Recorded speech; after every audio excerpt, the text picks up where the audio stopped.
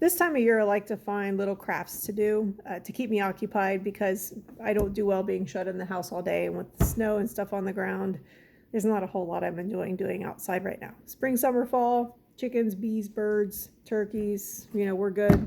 I enjoy being outside in the garden or wherever. So right now, during the downtime, I like to find crafts to keep me busy. Number one, it saves money because I can find the particular item that I want, and if I can make it on my own, then it's a lot cheaper, or it's better quality than what I'm going to find. And I wanted to find kind of a Valentine garland. So I found one on Pinterest, and I thought, you know, let's see if we can do it, let's see if we can throw it together. And it's pretty easy. The only thing I had to buy was I had to get some Valentine material. And they have on Amazon, there were 20, I believe 20 individual pieces of material, all Valentine themed. They're 10 by 10. So I bought those. And then I also took a cardboard box and I had my husband draw a heart on it. So this way we're kind of both participating in this because Valentine's Day is also our anniversary, ironically. But anyway, so I had him draw a cardboard heart and I cut it out, and then I basically take my material. Let me see if I can move it over here. This is like an example. This is the material, 10 by 10. I fold it tip to tip so it's diagonal. So it's like this, okay? Lay it down. I put the point down there at the end, and I've got the heart, so it's it looks like this, okay? And then I'm going to take just a pen, and I'm going to trace it. So that way when I cut it out, you're going to get two hearts that are relatively the same size and shape, because we're going to end up laying these pieces together to make a pillow. Okay, so then you just trace it. It doesn't have to be perfect, but it ends up looking kind of like that. Now, for time's sake, that's actually the last one I need to cut out, but I've already cut out a few different ones. So I'm going to grab one of the ones I've already cut out. I think I'll use the snail one here. Okay, so you have your two different pieces. You lay whichever one you decide to be the back down on the ground. I just kind of line them up a little bit. I don't know if you can really see that. I don't know if there's any better way to do this, but try that. I kind of line them up to see that they're going to fit together okay. I don't really need to trim anything. Now you just take your hot glue gun. This is super simple. I just kind of go down here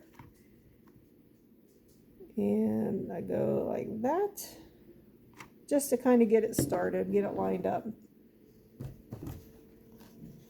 So just kind of eyeball it, lay this down, line it up as best I can, and then I just very lightly kind of press them together. That way the glue doesn't really like spill out or anything, but it gets a nice bond.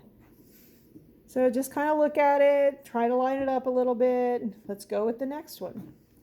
Do another line all the way like down through here. Generally, when you do it a little bit at a time, it turns out better. There were a couple of them that I was kind of rushing and I just went all the way down through and they just don't look as good. Sorry about my dog making weird noises. You're all right, Ray Ray. And we're just going to keep going. Probably need to add a little more glue. Okay. So you're basically going to glue this all the way around till you get about, I do everything except for one little section, like one last lobe of the heart itself. So I get it. Here we go. I'll do this line through here. I'll come right through here. Take it all the way down to the other part.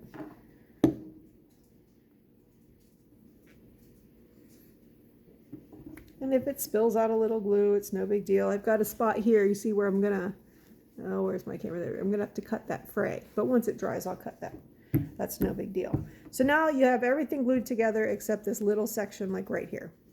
So now I'm gonna take cotton balls. Why? Because I had cotton balls on hand. Like I said, the only thing I had to buy for this was the fabric. And I bought it through Amazon because I could have gone to like Walmart or something and bought a whole bunch, but I would have had a million leftovers, and I don't know if I'll ever do another project like this again. If I was going to make multiple, then I probably would have done that because it would have been cheaper. So basically, now I'm just going to take as many of these cotton balls as I want to make this as thick and fluffy as I would like it to be. Kind of shape it a little bit. Okay, and I'll need probably 2 or 3 more over here. Probably 1 more will do it. And then I'm going to glue this part down again.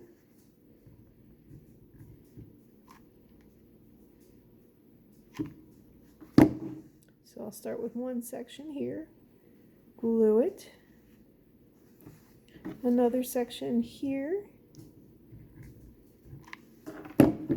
And I will glue that down.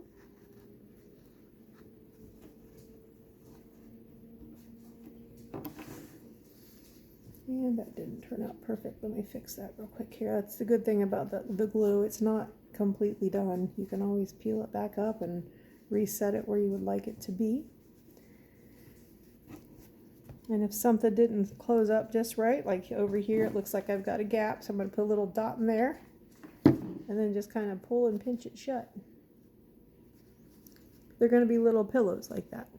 Okay, so it's not really a big deal. So just kind of shape it a little bit, go back over. I'm going to trim off a couple of spots where the material is frayed or it's overlapping or maybe some glue is hanging out. No big deal. It trims up real easy, real fast. And then you can either use these as like little pillows, and I am going to make the last, I've got 7 pieces left, so I'm going to take the last 7 and I'm just going to put them, I've got this metal tray that just kind of sits, or like a baker, like a dough bowl, something like that, just kind of sits on the middle of my table. I'm just going to pile these in there. So they're real cute. Like I said, I have the glue sticks. I have the little mini glue gun, so that I didn't have to worry about. These are just cotton balls, probably about 12 cotton balls per thing. So, you know, it's all natural. They're natural. This is, I think it's a cotton fabric too, but it's like 10 bucks out of pocket. I did have twine. You can use, I used a cotton twine, but just jute twine is great too. If you want to do a twine thing, basically what you do is whichever side is the reverse, you cut a little strip of the material that you've got. You put a dot of glue way up here and another one there, and you make just a little thing like this, a little loop. I don't know if you can see that from the side.